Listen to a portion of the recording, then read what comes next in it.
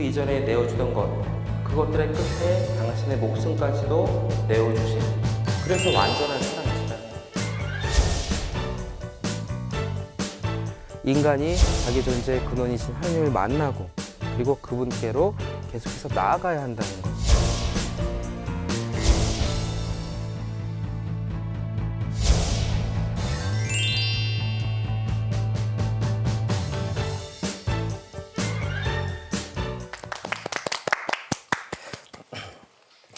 예, 오늘은 부활 대축일을 맞아서 우리가 이 부활 시기를 어떻게 살아가면 좋을지 그 영성적인 의미에 대해서 전례 말씀을 중심으로 살펴보려고 합니다. 먼저 부활 8부 축제 동안의 복음을 살펴보면 여러 복음에서 계속해서 예수님의 발현 사화를 전해주고 있습니다.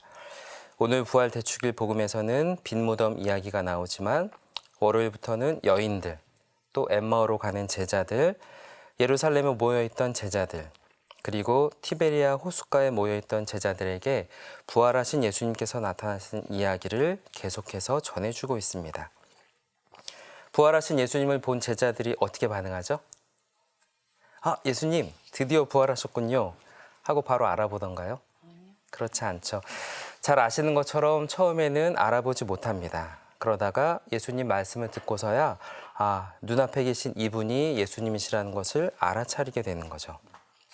여기에서 한 가지 생각해야 할 것은 부활은 단순히 죽었다가 다시 살아나는 그런 사건이 아니라는 점입니다.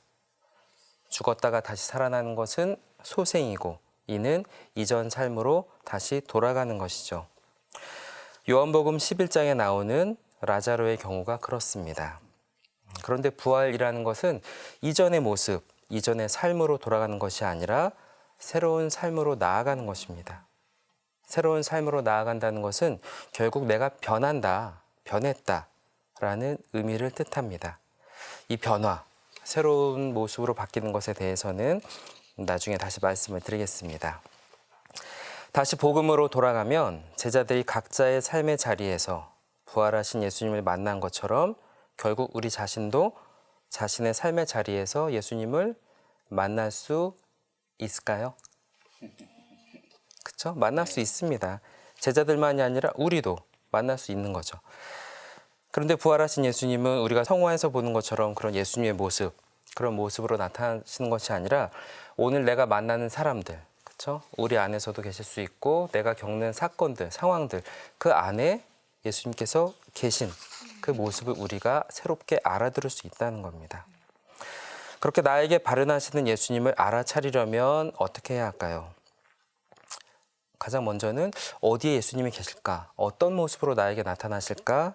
정신을 바짝 차리고 기다리는, 또 찾아보는 그런 마음이 필요할 겁니다. 그렇게 이번 부활 8부 축제를 지내보시면 좋을 것 같아요. 꼭 제자들, 여인들에게만이 아니라 우리 각자에게. 그래서 예수님께서 야고보에게 나타나셨다, 로사에게 나타나셨다, 또 바울라에게 나타나셨다 하는 예수님의 발현 사화를 우리들 각자도 한번 써볼 수 있으면 좋을 것 같습니다. 이렇게 부활 8부 축제를 지내는 첫 번째 모습으로는 나에게 발현하시는 예수님을 만나는 것, 이것을 생각할 수 있고요. 두 번째로 생각할 수 있는 부분은 내가 만난 예수님을 증거하고 선포하는 것입니다. 예수님께서 처음 공생활을 시작하시면서 선포하신 말씀은 회개하여라, 하늘나라가 가까이 왔다 라는 하늘나라에 대한 말씀이었습니다. 그리고 전도 생활을 하시면서도 하느님의 나라가 어떠한 나라인지 수많은 비유와 기적을 통해서 가르치시죠. 결국 예수님께서 순환하시고 부활하시기 이전 공생활 동안 선포하신 기쁜 소식, 곧 복음은 하늘나라에 대한 것이었습니다. 그런데 예수님의 부활 사건 이후에 이 복음의 내용, 선포되는 기쁜 소식의 내용이 달라집니다. 우리가 부활 시기 내내 독서로 사도행전의 말씀을 듣게 되는데 특별히 오늘 부활 대축일에 듣게 되는 사도행전의 말씀을 요약하자면 바로 예수님에 대한 내용입니다. 곧 하느님께서 나자렛 출신 예수님께 성령과 힘을 부어주셨고 그런 예수님께서 다니시면서 고통받는 이들을 기적을 통해 구해주셨다는 것. 유다인들이 예수님을 십자가에 매달아 죽였지만 하느님께서 그분을 사흘 만에 일으켜 세워주셨다는 것. 그래서 다름 아닌 예수님께서 바로 우리의 구세주시라는 것을 사도들이 증언하는 내용. 이 내용이 이 부활시기 특별히 초반부의 독서를 통해서 계속 나타나고 있습니다. 전에는 예수님께서 선포하시는 하늘나라, 이 하늘나라가 복음의 내용이었다면 이제는 예수님의 삶, 죽음, 부활 그 자체가 복음, 기쁜 소식이라고 사도들이 증언하고 있는 거죠. 그리고 또 이 독서 내용을 계속 잘 이렇게 보시면 사도들은 예수님을 증언하는 것뿐만 아니라 나중에는 예수님의 이름으로 세례를 베풀기도 하고 또 그 나중에는 예수님의 이름으로 기적을 행하기도 합니다. 이런 사도들의 모습, 독서를 통해서 드러나는 사도들의 모습에서 우리가 알 수 있는 것은 뭘까요? 증거하는 것. 그렇죠. 앞서 발현사와 예수님을 만나는 것이 사도들만이 아니라 우리도 만난다라고 한다면 사도들이 증거하는 이 모습을 우리도 마찬가지로 증거해야 한다는 겁니다. 결국 예수님이 정말 우리 신앙의 어떤 핵심이고 내 삶의 구세주시라는 것, 예수님이 계시기 때문에 나는 기쁘다는 것을 증거해야 된다는 거죠. 근데 잘 아시겠지만 증거한다는 것은 결국 자기 혼자만 알고 있는 게 아니에요. 나만 예수님 만나서 기쁘고 나만 예수님과 함께 있고 이것이 아니라 예수님과 함께 있을 때 기쁘다는 것을 내 행동으로, 삶으로 보이는 것. 이것이 증거라고 할 수 있습니다. 제가 해화동에 살고 있는데 하루 이제 멀리 사는 친구가 해화동에 오겠다고 연락이 왔어요. 근데 저를 만나러 오는 게 아니라 다른 사람을 만나러 오겠다고 하면서 어디 만나서 뭐 맛있게 식사할 수 있는 식당을 이제 소개해달라고 이야기를 하는 거죠. 그래서 그래? 그럼 뭐 어디 가면 무슨 식당 있어? 거기 한번 가봐 하고 제가 이야기를 합니다. 근데 그 친구가 또 묻는 거죠. 그래? 거기 좋아? 너도 자주 가? 가봤어? 나는 한 번도 안 가봤는데? 라고 말한다면 그 친구가 그 식당이 좋은 곳이라는 제 말을 믿을 수 있을까요? 어렵죠. 그렇죠. 믿지 않을 겁니다. 마찬가지로 우리가 증거한다는 것은 그냥 말로만 예수님을 믿으면 기쁩니다. 행복합니다. 예수님 부활하셨고 우리도 뭐 영원한 생명의 희망을 얻었습니다. 말로만이 아니라 내 삶으로 행동으로 이것들을 살아갈 때 정말 기쁘다는 것을 보일 때 그때 우리도 예수님이 우리의 구세주시라는 것을 증거하는 모습이 되게 됩니다. 마찬가지예요. 하느님은 사랑이십니다 하는 우리가 잘 아는 그 성경 말씀도 정말 하느님의 사랑이시라는 것. 그래서 그 사랑이 나에게 어떻게 드러나고 그 하느님의 사랑을 내가 어떻게 살고 있는가. 이것이 뒷받침되지 않으면 아무리 우리가 하느님은 사랑이십니다 외쳐도 그것을 믿을 사람은 없겠죠. 정말 그 사람 안에 사랑받는 사람의 모습, 또 사랑하는 사람의 모습이 없다면 어려울 것입니다. 그래서 이 부활 8부 동안의 독서 안에서 예수님을 증거하는 그런 사도들을 따라서 우리도 우리 각자의 삶 안에서 예수님의 부활의 기쁨을 증거하는 것, 그리고 나 역시 새로운 사람, 또 새로운 모습으로 변화되는 것, 이것들이 우리 삶에 드러날 때 우리도 예수님을 점점 더 닮아가게 될 것입니다. 마지막 세 번째, 방금 전에 드린 말씀과 연결되는 것이지만 이렇게 예수님을 닮아간다는 것, 이것이 무엇을 의미할까요? 예수님을 어떻게 닮아갈 수 있을까요? 네, 다들 이렇게 강렬한 눈빛으로 잘 말씀해 주셨는데 예수님을 닮아간다는 것은 결국 내가 다른 모습으로 변화되는 것을 의미합니다. 앞서 말씀드린 것처럼 새로움, 변화라는 거죠.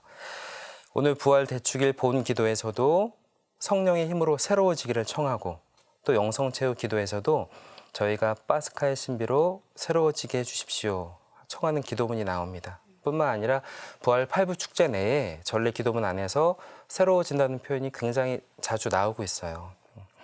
결국 오늘의 우리가 부활을 사는 모습은 새로워진다는 겁니다. 아까 말씀드린 것처럼 부활이 그냥 이전 삶으로 돌아가는 것이 아니라 새로운 삶으로 나아가는 것이라고 말씀드렸죠. 그러면 우리의 삶도 새로운 삶으로 나아가는 거죠. 근데 어떤 새로움이냐? 뭐 구체적으로 말씀드리면 뭐 이전 같으면 자주 마음 상하던 일에 이제는 조금 더 너그러워지는 것. 아니면 나 자신의 이익을 먼저 따지고 움직이기보다 조금 더 다른 사람의 이익을 먼저 생각하는 것. 예전 같으면 힘들어서 쉽게 포기하던 그런 상황, 일에서 조금 더 힘을 내보는 것. 나의 뜻을 고집하는 것이 아니라 하나님께서 원하시는 것을 먼저 찾아보는 것. 우리가 얼마든지 경험할 수 있는 그런 새로움입니다.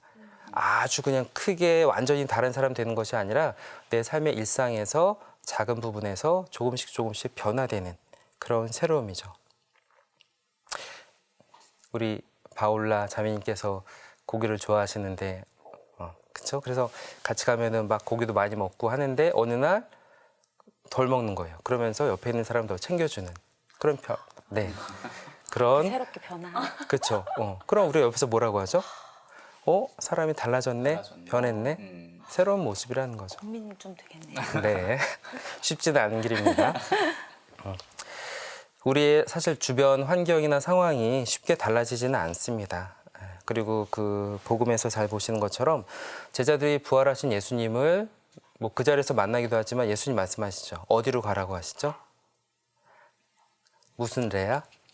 갈릴레아로 돌아가라고 하시죠. 결국 갈릴레아는 그 제자들이 살던 일상, 마찬가지로 우리도 일상 안에서 이제 부활의 기쁨을 함께 누리지만 그 부활의 기쁨이 우리 일상 안에서 찾아질 수 있다는 거예요. 그래서 일상 안에서 예수님을 만날 수 있고 사실은 일상은 크게 달라지지 않더라도 그 일상을 경험하는 나, 그것을 바라보고 판단하고 선택하고 행동하는 내가 달라진다면 우리의 삶도 조금씩 변화 또 새로움을 얻게 될 수 있다는 겁니다.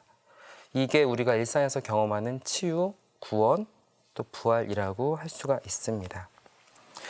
이렇게 나에게 나타나시는 예수님을 만나는 것, 발현하시는 예수님을 만나고 그 예수님을 나의 행동으로, 삶으로 증거하는 것, 그럼으로써 예수님을 닮은 새로운 모습으로 변화되는 것, 이 세 가지가 특별히 이번 부활 8부 축제를 지내시면서 전례 말씀을 통해서 알아듣게 되는 부활의 의미라고 할 수 있겠습니다.